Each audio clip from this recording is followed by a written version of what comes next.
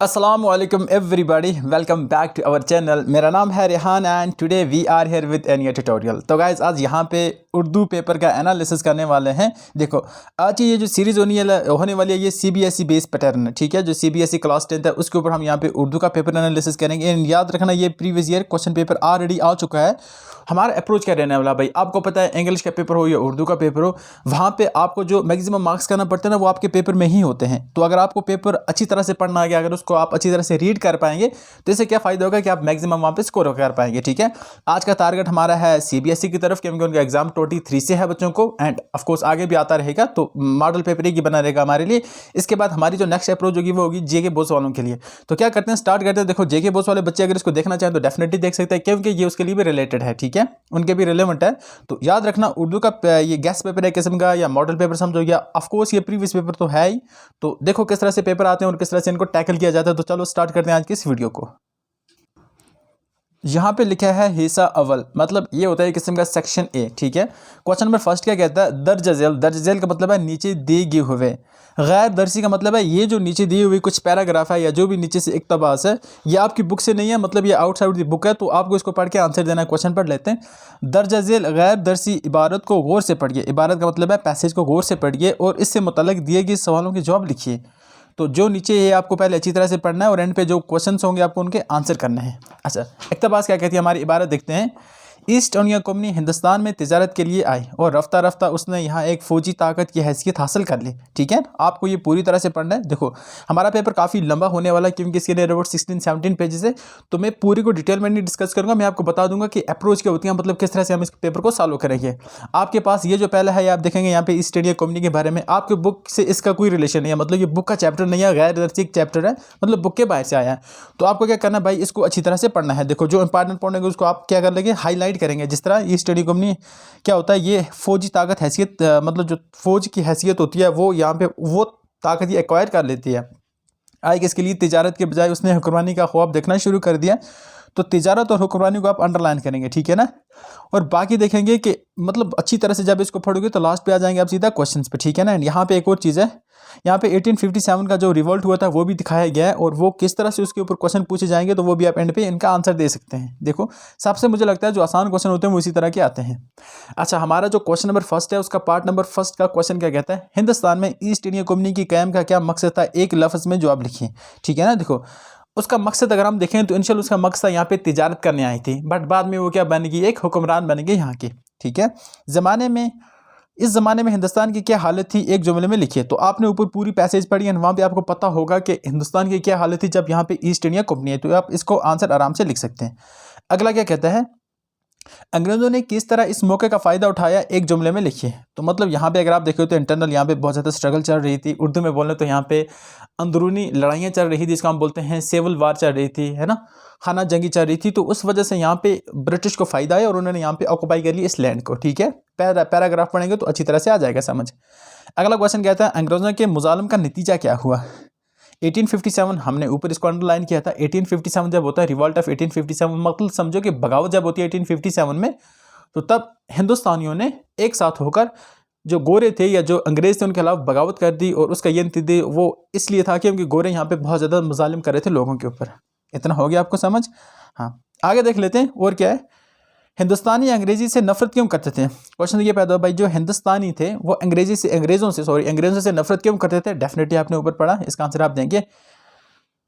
और उसके बाद ऊपर दोनों लफ्ज़ हैं, हिंदुस्तान में अंग्रेज़ों से दोस्ती कर ली, ये आपको बताना है कि कौन सा है, मतलब ये आपको है 4 ऑप्शन है, इसको आंसर देना है। जैसे अंग्रेज़ों के मुज़ालम का नतीजा क्या हुआ, आपके पास क्वेश्चन है और इसके पास 4 ऑप्शन है। अंग्रेज़ों के मुज़ालम का नतीजा क्या हुआ, क्या इसके बदले में हिंदुस्तानियों ने उनसे नफरत करना शुरू कर दी, या हिंदुस्तानियों ने उनसे दोस्ती कर ली, या हिंदुस्तानियों उनके ऊपर मतलब मसलत हो गए, या उनसे मिलजुल कर रहने लगे। जो राइट आंसर आएगा आप उसको टिक करेंगे और कुछ भी नहीं करना है यहाँ पे। ये 1 मार्क्स का क्वेश्चन है। अच्छा, क्वेश्चन नंबर बी क्या, फिफ्थ क्या कहता है, अंग्रेज़ों के खिलाफ बगावत कहाँ से शुरू हुई, दर्ज झेल मुतबादल जवाबों में सही जवाब दीजिए। यहाँ पे आपको क्वेश्चन है स्टेटमेंट एक किस्म की और नीचे इसको 4 आंसर दिए गए हैं। तो आपको बताना है कि ये जो अंग्रेज़ों के खिलाफ बगावत स्टार्ट हुई है ये कहाँ से स्टार्ट होती है। पहला आ गया झांसी, दूसरा आता है लखनऊ, तीसरा आ गया हैदराबाद और चौथा आ गया मेरठ। तो इसका राइट आंसर अगर हम देखें तो ये मेरठ से स्टार्ट होती है। ऑलराइट, आप ऊपर पढ़ोगे तो डेफिनेटली आपको वहाँ पे भी इक्तबास में भी जो आपके ऊपर पैसेज है वहाँ से भी इसका आंसर मिल जाएगा, ठीक है। अच्छी तरह से पढ़ोगे तो आप इसको अच्छी तरह से एनालाइज कर पाओगे। ऑलराइट, मैंने अभी तक पढ़ा नहीं है, बट ये आपके लिए कि किस तरह से क्वेश्चन इनको टैकल किया जाता है। आगे आप आ जाते हैं क्वेश्चन नंबर 2 आ जाता है, ठीक है ना। हमने क्वेश्चन नंबर फर्स्ट जो देखा, जो सवाल नंबर 1 मैं उर्दू में बोलूँगा, सवाल नंबर जो 1 था वो था हमारी गैर दरसी एक किस्म की नसर थी। नसर का मतलब होता है जो एक मतलब आम उर्दू लैंग्वेज में लिखा जाए। अब जो हमारे पास क्वेश्चन नंबर 2 है वो है गैर दरसी शायरी की शक्ल में, मतलब ये एक यहाँ पे एक पोइम दी गई है, यहाँ पे नज़म दी गई है और आपको उसको पढ़ना है और एंड पे इसी तरह के क्वेश्चन आएंगे, आपको उनको सॉल्व करना पड़ेगा, ठीक है। क्वेश्चन क्या कहता है, सॉरी ये इक्तबास क्या कहता है, देख लेते हैं। गफलत की हंसी से आह भरना अच्छा, अफ़ाले मुज़र से कुछ ना करना अच्छा। अकबर ने सुना है अहले गैरत से यही, जीना ज़िल्लत से हो तो मरना अच्छा। ज़बरदस्त शायर है यहाँ पे। अकबर ने सुना है अहले गैरत से यही, जीना ज़िल्लत से हो तो मरना अच्छा। खुद अपनी निगाहों से गिरा जाता हूँ, कतरा सा ज़मीन में समा जाता हूँ। एंड आगे कहता है, अहबाब मेरे दफन की क्यों फ़िक्र में है, अहबाब मेरे दफन की क्यों फ़िक्र में है। मैं शर्म गुनाह से खुद गर जाता हूँ। कम ज़रफ़ अगर दौलत व ज़र पाता है, कम ज़रफ़ अगर दौलत व ज़र पाता है। मानंदे हबाब उबर कर उतर आता है। करते हैं ज़रा सी बात में फ़ख्र हसीन, तिनका थोड़ा सा हवा से उड़ जाता है, तिनका थोड़ी सी हवा से उड़ जाता है। अच्छा, ये था कुछ हमारे पास ये इक़्तिबास एक किस्म की शायरी थी। अब इस पैसेज के बेस पे ये जो ऊपर थे नियर अबाउट 6 हमारे पास मिसरे थे, इसके बेस पे यहाँ पे नीचे क्वेश्चन पूछे गए तो आप वो इनका आंसर देना है। क्वेश्चन क्या कहता है, शायर के ख्याल में ज़िल्लत से जीने से बेहतर क्या है। तो ऑफकोर्स शायर के ख्याल में ज़िल्लत वाली ज़िंदगी जीने से बेहतर है कि इंसान को मर जाना चाहिए, हो गया ना। शायर खुद को अपनी निगाहों से गिराता हुआ क्यों महसूस करता है, ठीक है ना। शायर कहता है कि यहाँ पे या तो इज़्ज़त से रहो या तो इज़्ज़त से नहीं रह सकते, तो ज़िल्लत वाली ज़िंदगी मत बर्दाश्त करो, तो इससे अच्छा है कि मर जाओ। तो आप इसी तरह से इनका आंसर देंगे ऊपर इक़्तिबास पढ़कर। शायर ने कम ज़रफ़ इंसानों की क्या पहचान करवाई है। कम ज़रफ़ इंसानों की पहचान यह है कि वो अपनी छोटी छोटी चीज़ों पे अकड़ाते हैं, उनके पास कोई ज़्यादा होता नहीं है, बट छोटा छोटा जो भी होता है उन पे अकड़ाना शुरू कर देते हैं। आप इसका आंसर इस तरह से देंगे। आगे देख लेते हैं, ऑफकोर्स यही सेम है। निगाह से गिरने का मतलब क्या है। निगाह से गिरने का मतलब होता है बेइज्जत होना, बेकदर होना। ऊपर के दोनों सही हैं, इनमें से कोई सही नहीं है। अगर हम देखें तो बेइज्जत होना, बेकदर होना, ये दोनों ऑप्शन सी हमारा ठीक आएगा। इसको कहते हैं both A and B English terminology में, ठीक है। आगे चले जाते हैं। ऊपर के शायर में जीना और मना लफ्ज़ क्यों हैं, मुतरादिफ हैं, मुतजाद हैं, जमा हैं एंड मराकब हैं। तो याद रखना यह है मुतजाद। जीने के अपोजिट क्या आता है भाई, मरना आता है, तो आप लिखोगे मुतजाद। आए समझ आपको अच्छी तरह से, इसमें कोई कन्फ्यूजन नहीं होना चाहिए। आगे चलते हैं। नेक्स्ट हमारे पास अब आ गया क्वेश्चन नंबर सवाल नंबर 3। दर्ज झेल इक़्तिबास को गौर से पढ़िए और इससे मुतल्लिक़ दिए गए सवालों के जवाब लिखिए। अच्छा, ये भी किस्म की पैसेज है, आपको पैसेज को पूरी अच्छी तरह से होशियारी से पढ़ना है एंड उसके बाद जो इसके एंड पे जो क्वेश्चंस होंगे आपको उनका आंसर देना है प्यार से, ठीक है ना। लेन शो के तमाम ख्यालात अपनी आखिरी उम्मीद यानी आसमानी अमदाद के गिर्द घूमती हैं। हाँ, यहाँ पे एक पैराग्राफ है, आपको ये अच्छी तरह से पढ़ेंगे, इसमें डिस्कस नहीं करेंगे, आपको ये पूरा पढ़ना है एंड इसके बाद क्या करना है, ये है यहाँ पे क्वेश्चंस, आपको क्वेश्चंस के आंसर देने हैं। अपने खेतों में बेल की तरह कौन काम करता था, आपको इसका आंसर देना है। लियन शो के हालात कैसे गिर्द घूमते हैं, ये देखना है। और ये जो भी यहाँ पे है इसका आपको आंसर देना है। मैंने कहा ना कि आपको पहले इक़्तिबास पूरा पढ़ना है, उसके बाद आप इसके अच्छी तरह से आंसर कर पाएंगे, ठीक है ना। अच्छा, आपके पास ऑप्शन भी है, या तो ये आपके पास दूसरा आ गया, कभी कभी खाने में विटामिन आई की कमी की वजह से बेनाई कम हो जाती है। विटामिन ए की कमी से बेनाई कम हो जाती है। विटामिन आई तो होता ही नहीं है। विटामिन कौन कौन से होते हैं, A B C D E तो नहीं होता है, ए बी सी डी के, यहाँ पे लिखते हैं हम के, विटामिन के होता है और ये विटामिन होते हैं।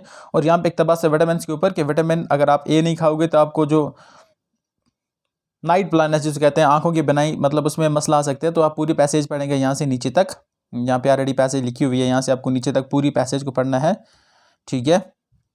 उसके बाद जो नीचे यहाँ पे हैं आपको इनका आंसर देना पड़ेगा। अब हम तो उनको पूरी तरह से नहीं पढ़ेंगे क्योंकि आपके लिए एक मॉडल पेपर है। हमारा कहने का ये मतलब है कि भाई आपकी जो बुक है वहीं से आपको सब कुछ मिल रहा है, आपके जो ये क्वेश्चन पेपर है वहीं से आप सभी आंसर निकाल पा रहे हैं, तो इस वजह से आपको ये पढ़ना ज़रूरी पड़ रहा है, ठीक है। उसके बाद आप देखेंगे तो यहाँ पे आपको डेफिनेटली मिलेगा बहुत कुछ पढ़ने को। और उसके बाद क्या होता है, क्वेश्चन नंबर 4, दर्ज झेल शायरी हिस्से को गौर से पढ़ें और इससे मुतल्लिक़ दिए गए सवालों के जवाब लिखिए। यहाँ पे कुछ शायर का कुछ हिस्सा इंपॉर्टेंट है, आपको इसको अच्छी तरह से पढ़ना है और जो भी इसके लिए मतलब जो नीचे क्वेश्चन है आपको वो पढ़ना है। जिस तरह क्वेश्चन क्या कहता है कि लाई हयात आए खजा ले चले चलो, अपनी खुशी ना आए ना अपनी खुशी चले। हो उम्र हिजर भी तो कहेंगे बेवक्त मर्ग, हम क्या रहे यहाँ अभी आए अभी चले। कहता है हम क्या रहे यहाँ अभी आए अभी चले, और हमसे भी इस बसात पे कम होगा बदकमार, हमसा भी इस बसात पे कम होगा बदकमार। जो चाल हम चले वो बहुत ही बुरी चले, नहायत बुरी चले। बेहतर तो है यही कि न दुनिया से दिल लगे, पर क्या करें जो काम ना बेदिल लगी चले। ज़बरदस्त है। नाजा ना हो खुद पर, जो होना है वो ही होगा, दानिश तेरी न कुछ मेरी दानिश तेरी चले। आपने ये यहाँ पे पढ़ी। अब इसके बेस्ड पे आपको इसको अच्छी तरह से पहले अंडरस्टैंड करना कि भाई शायर यहाँ पे क्या कहना चाहता है, एंड इसके बाद जो यहाँ पे नीचे क्वेश्चन है आपको उनका आंसर करना पड़ेगा। दर्ज झेल इशार के इशार शायर का नाम क्या है। अच्छा, ये जो ऊपर हमने इशार पढ़े तो ये किस शायर ने लिखे आपको पहले उसका नाम देना है, ठीक है। दूसरा क्वेश्चन कहता है भाई दुनिया से दिल लगाने से क्या माने हैं। दुनिया से दिल लगाने का मतलब है कि दुनिया की चमक दमक में खो जाना, यहाँ पे मटेरियलिस्टिक लाइफ को अपना देना, भूल जाना, अपनी आखिरत की फिक्र ना करना। तो इसका मतलब है कि सेल्फिश सेंटर्ड, खुद के बारे में सोचना, यहाँ पे ये मतलब है इसका। अभी आए अभी चले से शायर क्या मुराद कहता है। शायर कहता है देखो हमारी अर्थ है करोड़ों करोड़ों करोड़ साल की बनी हुई है, ठीक है ना। अगर हम इसमें देखें तो इंसान एक विंडो गैप में पैदा होता है, मतलब एक छोटे से टाइम पीरियड में इंसान पैदा होता है और वो आते ही मर जाता है। मतलब यहाँ पे नियर अबाउट देखें तो अर्थ की अगर हम देखें तो एज हम इसको बिलियंस ऑफ ईयर में देखते हैं, बट हमारे पास ये जो होता है, हमारे पास ये जो अर्थ की ज़िंदगी होती है इंसान की 60 साल की होती है। तो इस बड़े कंपैरिजन में आप बता सकते हैं कि इंसान अभी आया अभी चला, तो कुछ पता नहीं चलता, क्योंकि हिजर की उम्र यहाँ पे बता रहा है। हिजर को कोई प्रॉफिट कहते हैं, कोई कहते हैं ये फरिश्ता था, हर वो एक अलग डिबेट है। बट मसला यहाँ पे क्या है कि इंसान को जितनी बड़ी उम्र मिल जाए तो वो फिर यही कहेगा कि ये बहुत कम उम्र थी उसके लिए। इतना हो गया क्लियर अच्छी तरह से। चलो ये आपको इसका आंसर देना पड़ेगा अच्छी तरह से। अगला क्वेश्चन कहता है कि दर्ज झेल इशार में से हर शेर के आखिर में लफ्ज़ चले आया है, इसे क्या मुराद है। अच्छा, इसको मतला कहते हैं, मकदा कहते हैं, काफ़ी कहते हैं, रदीफ़ कहते हैं। आपको इनका आंसर बताना है। अच्छा, आपको अगर वो ऊपर वाली नहीं आती तो आप नीचे वाली इसको सॉल्व कर सकते हैं। है दुनिया जिसका नाम मियाँ ये तरह की बस्ती है, ये आप अच्छी तरह से पढ़ें, इसको आप इसका आंसर करें। एंड हम अगले वाले क्वेश्चन पे चलते हैं जहाँ पे हमें सॉल्व करना है। दर्ज झेल इशार का नाम क्या है और इसका of course same to same repeated है कि आपको क्या करना है। अब क्वेश्चन आ जाता है हमारे पास 5th दर्ज इशार के नज़म किसके हैं, ये भी सेम है। दर्ज झेल में से किसी अनवान पर 250 अल्फाज के मज़मून लिखिए। तो क्या यहाँ पे क्वेश्चन क्या कहता है यहाँ पे नीचे कुछ ऑप्शन दिए गए हैं, जिस तरह कौमी यकजहती होता है जिसे कहते हैं नेशनल यूनिटी या नेशनल स्ट्रगल भी बोलें, इस्लाम का सालाना स्कूलों का सालाना जलसा सॉरी, और यहाँ पे दौर हाज़िर में इंटरनेट की अहमियत, ये कुछ इंपॉर्टेंट मज़ामीन हैं। तो इस पर आपको क्या लिखना है, 250 वर्ड के एक ऐसे लिखना है। बोले तो एक आपको ऐसे एक मजमून लिखना है जिसमें आपको बेसिक आइडिया होना चाहिए। उसमें देखो एक अच्छी सी हेडिंग आप बनाएंगे, उसके बाद बॉडी जो होगी वो अच्छी सी होना चाहिए, और उसके बाद अगर हम देखें तो उसके बाद सेंट्रल आइडिया वो बॉडी में ही आता है, और लास्ट पे आपको क्या करना है, एंडिंग करना है, कंक्लूजन करना है, ठीक है ना। लिखने का तरीका क्या होना चाहिए, सबसे इंपॉर्टेंट तो यह है भाई कि आप लिखने का तरीका क्या होना चाहिए। आपके पास जो ओपनिंग होगी जिसको हम बोलते हैं इंट्रोडक्शन, क्या होती है इंट्रोडक्शन, ठीक है ना। इंट्रोडक्शन में आपने अबाउट कितने वर्ड लिखेंगे भाई, 20 से 30 वर्ड लिखेंगे, ठीक है ना। फिर जो इसकी बॉडी होगी, किसी भी ऐसे को लिखने की जो बॉडी होती है, वो बॉडी में आपने अबाउट 60 to 80 वर्ड लिखेंगे। कितने, हाँ मैं बोल देता हूँ 60 to 80 तो ज़्यादा ही लिखना पड़ेगा आपको। 100 से 120 के बीच में लिखना पड़ेगा, या मैं यहाँ पे लिख देता हूँ, आपको 120 से 180 के बीच में लिखना पड़ेगा। एंड आपकी जो उसके बाद क्लोजिंग होगी, क्लोजिंग ये जो कहते हैं कंक्लूड जब करोगे, क्लोज जब करोगे, तो आपको नियर अबाउट इसमें से 50 to 80 वर्ड लिखना पड़ेगा। इतना होगा क्लियर आपको अच्छी तरह से। तो ये एक फॉर्मेट होता है ऐसे लिखने का जितना आप अट्रैक्टिव हो, ये 3 स्टेप फॉलो करेंगे, body, introduction, body and conclusion, तो आपको इतने अच्छे पॉइंट्स मिलने के चांसेस लगे रहते हैं, आपको इतने अच्छे मार्क्स मिलेंगे, ठीक है। तो आपके लिए यहाँ पे मजमून लिखने हैं, और मजमून किस किस पे लिखना है, हमारे स्कूल का जलसा लिखना है, कौमी यकजहती लिखना है, दौर हाज़िर में इंटरनेट की अहमियत, और मेरा पसंदीदा खेल माई बेस्ट सपोर्ट लिखना है, uses of and abuse of internet लिखना है, स्कूल का सालाना दर्जा लिखना है, एंड कौमी यकजहती जो मैंने आपको बोला अभी। इतना हो गया क्लियर आपको अच्छी तरह से। अगला क्वेश्चन कहता है कि आपकी क्लास का कमरा छोटा है और इस क्लास में बच्चे ज़्यादा हैं, इसलिए प्रिंसिपल से अपनी क्लास को दूसरे कमरे में मुंतकिल करने की दरख्वास्त लिखिए। अच्छा, यहाँ पे आपको दरख्वास्त भी आ जाती है, ठीक है ना। आपको दरख्वास्त भी लिखना है कि दरख्वास्त लिखने का तरीका पता होना चाहिए कि दरख्वास्त किस तरह लिखी जाती है। तो नियर अबाउट आपको 3-4 दरख्वास्तें, एक तो पहले फॉर्मेट आपको याद होना चाहिए, फॉर्मेट किस तरह होता है। फॉर्मेट के बहुत मार्क्स मिलते हैं, याद रखना। फॉर्मेट सबसे ज़्यादा इंपॉर्टेंट होता है दरख्वास्त में, एप्लीकेशन में। तो आपको नियर अबाउट रट्टा ला के जगाना है। मैं कहता हूँ कि अंडरस्टैंड करके जाओ, नियर अबाउट 3-4-5 एप्लीकेशन लेके जाओ। अगर आप 5 एप्लीकेशन याद करके जाएंगे दरख्वास्त, तो जो भी आएगी आप उसको इजीली टैकल कर पाओगे, क्योंकि आपको पता है कि उसका फॉर्मेट क्या होने वाला है, क्या क्या होने वाला है। तो आप यहाँ पे क्या याद करेंगे, देखो फ़ी रिमिशन की जो फीस माफ़ करने की होती है वो आप लिखोगे। डिस्चार्ज सर्टिफिकेट के लिए आप लिखोगे, आपको एक्सकर्शन जाना है उसके लिए लिखोगे। जो भी इंपॉर्टेंट इवेंट्स आते हैं या कुछ भी आता है तो उसके लिए आपके एप्लीकेशन, आपके पास एक बेसिक स्ट्रक्चर होना चाहिए, आपके वो लिख पाएँ, ठीक है ना। ये था इसके रिलेटेड, एप्लीकेशन के रिलेटेड। इतना हो गया क्लियर। आगे देख लेते हैं। ये कहता है ख़त। अब क्या होता है, हमारे पास ख़त हैं। आपको क्या करना है भाई, फार्मल ख़त और इनफॉर्मल हद ये दोनों लिखे जाने हैं। फार्मल हद में नियर अबाउट आपको 5 लिखना है, जिसमें आप फार्मल में क्या लिखेंगे, हायर अथॉरिटीज़ को लिखेंगे, जिस तरह आप प्रिंसिपल को लिखोगे, या आप किसी भी बिजनेस मैनेजर को लिखोगे, या आप न्यूज़ रिपोर्टिंग को लिखोगे, आप किसी भी एस्टीम न्यूज़पेपर को लिखोगे, तो वहाँ पे आप क्या लिखोगे, फार्मल लेटर लिखोगे। इनफॉर्मल में क्या होता है, आप अपने फादर को लिख सकते हैं, वालिद साहब को लिखोगे, माता जी को लिखोगे, आप अपने ब्रदर को लिखोगे, सिस्टर को लिखोगे, या अपने बेटे को लिखोगे, या किसी और इंपॉर्टेंट फ्रेंड को लिखोगे। तो हमारे लिए इनफॉर्मल लेटर होना चाहिए। तो आपको भी इनफॉर्मल लेटर और फॉर्मल लेटर दोनों का फॉर्मेट आना चाहिए, किस तरह लिखे जाते हैं। तो ये आपको याद करके जाना नियर अबाउट, इसमें भी 3-4 होना चाहिए। 3-4 अगर आप फॉर्मेट याद करेंगे अच्छी तरह से, तो हाँ आप आराम से इसको क्या कर सकते हो, मतलब वहाँ पे अच्छी तरह से लिखे आ सकते हैं। इतना हो गया क्लियर। यहाँ पे दर्जा झेल में से किसी एक सबक का खुलासा लिखिए। आपने अच्छी तरह से सबक पढ़ा है, ठीक है ना। अब उसका खुलासा लिखना है, मतलब पूरे सबक की समरी लिखनी है, जो भी आपका चैप्टर होगा उसकी समरी लिखनी है। इतना होगा क्लियर। पूरे चैप्टर की समरी लिखनी है। अच्छा, यहाँ पे अगर आप चैप्टर की बात करें तो चैप्टर हमारे पास है यहाँ पे काठ का घोड़ा, दूसरा आदमी की कहानी। तो इस पे आपको क्या लिखना है, कंप्लीट समरी लिखनी है। इतना होगा क्लियर। और अगर हम आगे चलें, दर्ज झेल में से किसी एक सवाल का जवाब लिखिए 100 वर्ड में से, ठीक है ना। रुबाई की तारीफ लिखिए और मीर अनस की रुबाइयात की खसूसियात लिखिए, ठीक है ना। यहाँ पे रुबाई के ऊपर आपको एक नोट लिखना। एक और लगे हाथों में बता देता हूँ। इसके साथ आपको नज़म भी याद रखना होगा। नज़म क्या होती है आपको याद करना पड़ेगा। गज़ल क्या होती है, गैन ज़ेलाम, राइट। गज़ल क्या होती है आपको याद करना पड़ेगा। रुबाई तो यहाँ पे लिखा है, रुबाई क्या होती है। आपको ड्रामा का पता होना चाहिए, ड्रामा क्या होता है। एंड आपको पता होना चाहिए आपको अफसाना क्या होता है, आपको पता होना चाहिए इंशाइया क्या होता है। इसके साथ आपको दास्तान का भी नॉलेज होना चाहिए कि दास्तान क्या होती है, क्योंकि इसके ऊपर भी क्वेश्चन आ जाते हैं, ठीक है। अच्छी तरह से आ रहा है ना समझ आपको, कि चीज़ें आपको पता होंगी तो आपको काफ़ी फ़ायदा देने वाली हैं। उसके बाद यहाँ पे लिखा है रुबाई की तारीफ लिखिए, और दूसरा है पहाड़ और गैलरी का मरकज़ी किरदार लिखिए, ठीक है ना। सेंट्रल जो थीम होती है या उसका जो मेन करैक्टर होता है पहाड़ और गैलरी का, आप उसके ऊपर एक नोट लिखिए। तो यहाँ पे ये लिखे हैं। अब हम अगर बात करें तो हमारे पास हिस्सा जीम आ जाता है। अगर हम बोलें तो हमारे पास नेक्स्ट क्या आ जाता है भाई, हमारे पास नेक्स्ट आ जाता है सेशन आ जाते हैं। इसमें क्या कहता है, दर्ज झेल जुमले में से ज़माने के लिहाज से फ़ेल की कौन कौन सी किस्में हैं, ठीक है ना। आपको बताना है फ़ेल की किस्में बतानी ज़माने के लिहाज से, ठीक है ना। जिसलिए ज़माने हाजिर होता है, ज़माने माजी होता है और ज़माने मुस्तकबल होता है। तो आपको इसके हिसाब से लिखना है। अकबर ने एक कहानी लिखी। अब अगर हम यहाँ पे डिस्कस करें भाई, ये इंपॉर्टेंट सेशन आपका ग्रामर का सेशन है। अकबर ने एक कहानी पढ़ी, सॉरी यहाँ पे पढ़ी। अच्छा, ये पास्ट टेंस की बात हो रही तो आप यहाँ पे लिखोगे ये ज़माने माजी है। पढ़ी क्या मतलब है, इसने पास्ट में कुछ काम किया तो उसका हम बोलेंगे पास्ट, और पास्ट को उर्दू में कहते हैं माजी, ठीक है ना। एंशिएंट टाइम को माजी कहते हैं। नदीम खाना खा रहा है, तो ये हाल की बात हो रही है कि नदीम भाई अभी खाना खा रहा है। उसके बाद है कि मैं कल जयपुर जाऊँगा, मुझे कल जयपुर जाना है। तो ये फ्यूचर की बात हो रही है, इसको बोलेंगे मुस्तकबल की बात कर रहा है। तो यहाँ पे आप लिखोगे ये हाल मुस्तकबल है। बीच वाला हाल प्रेजेंट है, जिसको हम बोलेंगे हाल या कंटिन्यू जो होता है। उसके बाद जो पास्ट है उसको माजी कहते हैं। इतना होगा क्लियर अच्छी तरह से। मैं अपना काम वक्त की पाबंदी के साथ करता हूँ, तो ये प्रेजेंट है, तो आप इसको भी बोलोगे कि ये हाल है, मतलब फ़ेल हाल है, फ़ेल माजी है, फ़ेल मुस्तकबल है। तो आप 3 कैटेगरी में इसको लिख सकते हैं, ठीक है।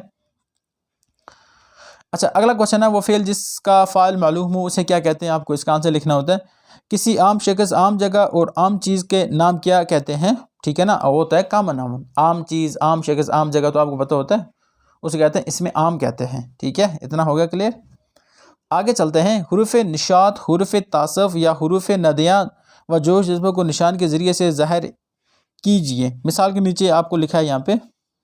हम ये वाला करते हैं। दर्ज झेल में से मुतज़ाद देखिए। मुतज़ाद को हम उर्दू में कहते हैं एंटोनिमस, नहीं सॉरी, उर्दू में मुतज़ाद कहते हैं, इंग्लिश में एंटोनिमस कहते हैं। तो जो नीचे आपके पास ऑप्शन है, आपको इनकी क्या लिखनी है, एंटोनिमस लिखनी है, ठीक है ना। अब क्या ऑप्शन है यहाँ पे हम देख लेते हैं एक नज़र से। आपको दुश्मन का अगर हम जिद लिखेंगे तो वो होता है दोस्त, नीचे लिखा है ऑलरेडी। कैद की बात करें तो कैद का अपोजिट होता है आज़ाद, आज़ादी। उसके बाद मोहब्बत की बात करें तो नफ़रत, नज़दीक की बात करें तो ये दूरी होती है, ये होती है एंटोनिमस। एंटोनिमस को उर्दू में कहते हैं मुताज़द, ये याद रखना। उसके बाद अब मुतरादिफ की बात करें तो ये होता है सिनोनिमस, मतलब सिमिलर वर्ड होते हैं, ठीक है ना। अगर हम देखें तो कदर का क्या आएगा, कदर का आएगा एहतराम करना, ठीक है ना। रस्म का मतलब है रवाज करना। उसके बाद इत्तेहाद की बात करें तो ये होता है एकता, एक साथ। इत्तेहाद का मतलब है यूनिटी, ठीक है ना, एकता, एक साथ, इत्तेहाद। नेक्स्ट अगर हम देखें दर्ज झेल अल्फाज के वाहिद की जम और जमा की वाहिद लिखिए। आपको किस तरह लिखना पड़ता है भाई, यहाँ पे ऊपर आप लिखेंगे वाहिद, बीच में एक लाइन लगाएंगे और यहाँ पे लिखेंगे जमा, क्या लिखेंगे, यहाँ पे वाहिद वाले लिखेंगे और इसका जो जमा यहाँ पे बनेगा आप वो यहाँ पे लिखेंगे। अब हमारे पास क्वेश्चन क्या है देख लेते हैं। मदद की अगर हम बात करें तो मदद एक असल में वाहिद है और इसकी जमा आ जाएगी अमदाद, ठीक है ना। उसके बाद अगर हम देखें तो मुल्क वाहिद होता है और ममालिक होता है, इसकी प्लूरल होता है, यह जमा हो जाता है, ठीक है। उसके बाद तदाबीर है, यहाँ पे तदाबीर देखें तो ये एक प्लूरल है, या जिसको हम बोलेंगे जमा है, और इसका जो सिंगुलर आएगा जिसको हम बोलेंगे वाहिद वो हो जाएगा तदबीर, ठीक है। सब्जी की बात करें तो इसका प्लूरल आ जाएगा सब्जियाँ, जिसको हम बोलेंगे जमा। आई होप इतना हुआ होगा क्लियर। उसके बाद दर्ज झेल अल्फाज की मदद, या सॉरी, दर्ज झेल अल्फाज के मुज़क्कर के मोनस और मोनस के मुज़क्कर लिखिए। अच्छा, जो मुज़क्कर होता है ना भाई उसको हम इंग्लिश में कहते हैं मैस्कुलाइन, क्या कहते हैं, और जो मोनस होता है उसे कहते हैं फेमिनाइन, क्या कहते हैं, फेमिनाइन। मैस्कुलाइन का मतलब होता है मेल एंड फेमिनाइन का मतलब होता है फीमेल। तो मुज़क्कर का मतलब है भाई ये मेल है, एंड जो मोनस का मतलब है ये है फीमेल। देखो maybe I am wrong, but मुझे लगता है 80% मैं यहाँ पे ठीक बोल रहा हूँ, 100% आप मान सकते हैं, उल्टा भी हो सकता है, ठीक है ना। Don't take it otherwise. देख लेते हैं क्या होता है। लड़का का अगर आप अपोजिट देखो तो इसका आ जाता है लड़की आ जाती है, ठीक है ना, इसका मोनस और मुज़क्कर, ठीक है ना। लड़का का लड़की, पहाड़ का आएगी पहाड़ी, शायरा का आएगी शायर। लड़का एक किस्म का क्या है, लड़का अगर हम देखें तो ये हमारे पास आ जाता है मुज़क्कर, और लड़की अगर हम देखें तो वो बन जाती है मोनस। पहाड़ हमारे पास मुज़क्कर है, और अगर हम देखें तो इसका जो मोनस बनेगा पहाड़ी। शायरा हमारे पास एक मोनस है, इसका मुज़क्कर देखें तो वो शायर बनता है, मैं शायर तो नहीं। अस्तानी की अगर देखें तो ये एक मोनस है, और इसका जो मुज़क्कर बनेगा वो बनेगा अस्ताद, ठीक है ना। अस्ताद का अगर हम प्लूरल देखें जिसको हम बोलेंगे जमा तो वो होता है असातिज़ा। इतना होगा क्लियर, ठीक है बच्चों, बिल्कुल ठीक है ना। अब आप क्या करना, साबका गैर जोड़कर एक लफ्ज़ और लाहिका का जोड़कर एक लफ्ज़ बनाए, ठीक है। साबका की बात करें तो साबका को इंग्लिश में कहते हैं प्रीफिक्सेस। प्रीफिक्सेस का क्या मतलब है भाई, हमारे पास अगर एक वर्ड है, ये यहाँ से लेकर ये वर्ड है, इसके पीछे कुछ लगाएंगे उसको बोलेंगे प्रीफिक्सेस। इतना हो गया क्लियर आपको, ये इंग्लिश वाले साइड से अगर आप यहाँ से रीड कर रहे हैं।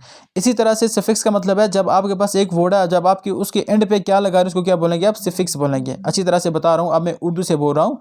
फॉर एग्जाम्पल यहाँ से आप उर्दू लिख रहे हैं, ठीक है ना, आपने यहाँ तक लिखी, आपने यहाँ तक उर्दू लिखा, एंड उससे पहले जो आप लगाओगे उसको आप बोलोगे प्रीफिक्स, या उसको बोलोगे साबका या गैर, क्या बोलोगे, साबका, साबका बोलोगे, सिंपल।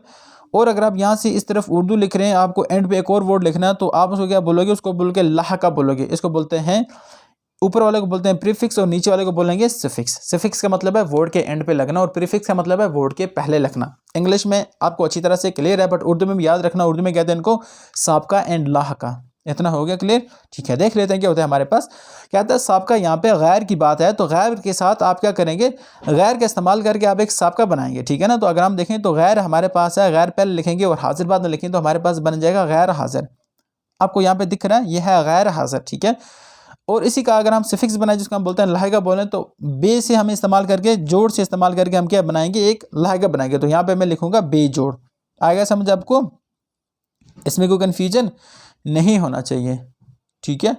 आगे चलते हैं और आगे आ जाते हैं हमारे पास इडियम्स, जिसको बोलते हैं मुहावरे आ जाते हैं। दर्ज झेल मुहावरों के जुमले में इस्तेमाल कीजिए। हमारे पास यहाँ पे कुछ मुहावरे हैं। सबसे पहले आपको उनकी मीनिंग पता होना चाहिए, जब आपको उनकी मीनिंग अच्छी तरह से अंडरस्टैंड हो जाएगी, फिर उसके बाद आप क्या करेंगे, उनको आप प्रॉपर यूज़ कर पाएंगे, मतलब वर्ड्स में, जिसको हम बोलेंगे सेंटेंस में, या जिसको हम बोलेंगे जुमले में इस्तेमाल कर पाएंगे। ऑलराइट, देख लेते हैं। हमारा जो पहला मुहावरा है वो है आसमान सर पे उठाना। आसमान सर पे उठाने का मतलब है शोर मचाना। अच्छा, कुछ ऐसा हो जाता है, मिसाल के तौर पर आप बोल सकते हो कि जो वो आपका कोई भी फ्रेंड है, उसने आसमान सर पे उठा लिया, मतलब उसने इतना शोर किया या उसने इतना कुछ भी कर दिया, मतलब छोटी छोटी बातों पे वो इतना लड़ाई करता है, इतना झगड़ता है, वो आसमान को सर पे उठा लेता है। मिसाल के तौर पर कि आप बोल रहे हैं कि मैं कल गांव जा रहा था, वहाँ पे एक लड़के की बाइक से टक्कर होगी मेरे बाइक की, तो उसने आसमान को सर पे उठा लिया। तो आप कुछ भी सेंटेंस बना सकते हैं यार, जो भी आपके माइंड में आता है, तो ज़रूरी नहीं है। रोंगटे खड़े हो जाना का मतलब है बहुत ज़्यादा घबराहट हो जाना, देखो, या आपको जो हिम्मत है ना वो लूज़ कर देना। मिसाल के तौर पर आप बोलेंगे कि सालम ने शेर को देखा तो उसके रोंगटे खड़े हो गए। आ गया ना समझ आपको? तो कभी इसको डिफरेंट सेंस में आप यूज़ कर सकते हैं, कभी आप डर में यूज़ करो तो आपको इसको डर में भी यूज़ कर सकते हैं।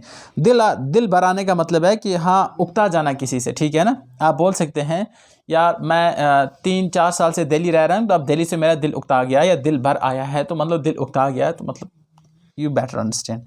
आंखें भर आना का मतलब है कि आपने कोई ऐसा नज़ारा देखा तो आपको वो किडनी टचिंग परफॉर्मेंस आपको वहाँ पे लगी, तो आप बोलोगे वहाँ पे आंखें भर आई, ठीक है। मिसाल के तौर पर आप बोलोगे कि कुछ मूवीज़ आप नाम दोगे, उसको देखकर मेरी आंखें भर आई, या रोड पे बच्चों की हालत देखकर मेरी आंखें भर आई, ठीक है ना। जो भी मतलब सैड वाली सिचुएशन होती है तो आप वहाँ पे आंखें भर आई का ये सेंटेंस यूज़ कर सकते हैं। एंड अब हम आगे चलते हैं हिस्सा दाल के ऊपर। हमारा आई थिंक ये लास्ट सेशन होने वाला है, ठीक है, ये हमारा है लास्ट सेशन इसका। इसमें क्या कहता है भाई, ये होता है आपका जो लिटरेचर पोर्शन होता है ना, ये उस पर ज़्यादा फोकस्ड होता है। लिटरेचर से क्या क्या आगे आपको आता है देख लेते हैं। दर्ज झेल में से किसी 3 सवालों के जवाब लिखिए। नीचे आपके पास ऑप्शन, उनमें से आपको आंसर लिखना है। अकबर ने रघुपत का दिल किस तरह से जीत लिया? पहला क्वेश्चन आपके, बेतकल्लफ से क्या परेशानी होती है, बेतकल्लफी से क्या परेशानी होती है। दूसरा, एंड दूध पिलाने वाले जानवर बड़े बड़े बेडोल जानवरों से ज़्यादा